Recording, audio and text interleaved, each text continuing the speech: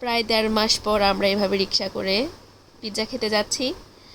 তার কারণ আমি কিছুদিন বাড়িতে ছিলাম আর বাড়ি থেকে আসার পর একটু ব্যস্ত ছিলাম, যার কারণে যাওয়া হয় নাই।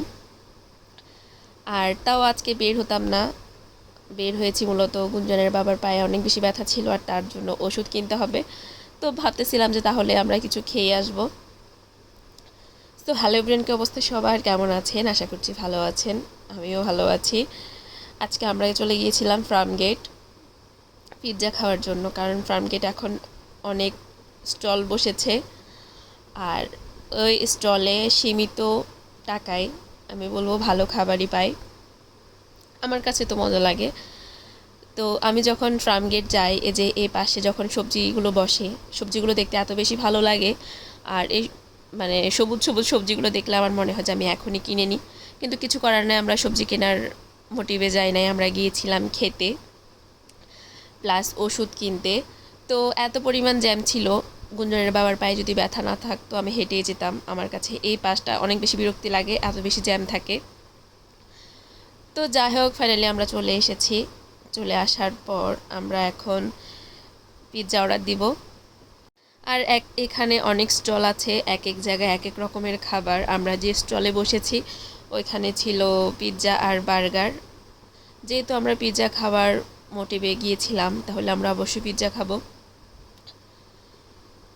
তো এদিকে আমরা 10 ইঞ্চির একটা পিৎজা অর্ডার করেছিলাম, এটার দাম ছিল 270 টাকা। আর আমার কাছে অনেক বেশি ভালো লেগেছিল পিৎজাটা। আর পিৎজাটা দেখে আমার গুঞ্জন এত পরিমাণ খুশি হয়েছে, সেই হাত দিয়ে দেখাচ্ছিল যে তাকে কখন দিব। আর তাকে জাস্ট অল্প পরিমাণ দিছে আমি। সে কিন্তু এগুলো অনেক বেশি পছন্দ করে, তার বাবার মতো। আমার আবার অত বেশি মানে ঠিক আছে পছন্দ, বাট অত না। খেতে গেলে খায় বা আছে না যে একটা ক্রেভিং বা কিছু, ওইরকম না। তো যাই হোক, যে অভিজ্ঞতাটা শেয়ার করতেছি আপনার সাথে, এটা হচ্ছে আমরা যখন পিৎজা নিয়ে বসেছি আর ওই দিন অনেক মানুষজন ছিল, সবার সাথে সেম হয়েছে। কিন্তু যেটা আমাদের সাথে ভিন্নটা হয়েছে, যখন আমরা পিৎজা খাচ্ছিলাম তখন একটা লোক এসে মানে আমাদের পিৎজাতে হাত দিছে। হাত দিয়ে উনি জাস্ট একটা নিয়ে বলতেছে পিৎজাটা নিয়ে গেলাম। পরে শুনতেছি উনি নাকি মানে মাতাল। তো এই বিষয়টা আমার কাছে একদমই ভালো লাগে নাই, খুবই বিরক্তি লাগছে। এরপরে আরেকটা মেয়ে আসিও সেম, পরে ওকে আমি নিচ থেকেই দিচ্ছি। পরে প্রতিটা মানুষের সাথে সেম কাজ করতেছিল। তো এগুলো আসলে একদমই ভালো লাগে না আমার কাছে, যেটা সত্যি কথা। তো যাই হোক, এরপরে আমার জন্য চাউমিন নিয়েছিলাম, এটা বাসে এসে খাবো। আর এরপর আমি আসার পথে চা খেয়েছি, চা দিয়ে পরোটা তো আমাকে খেতেই হবে।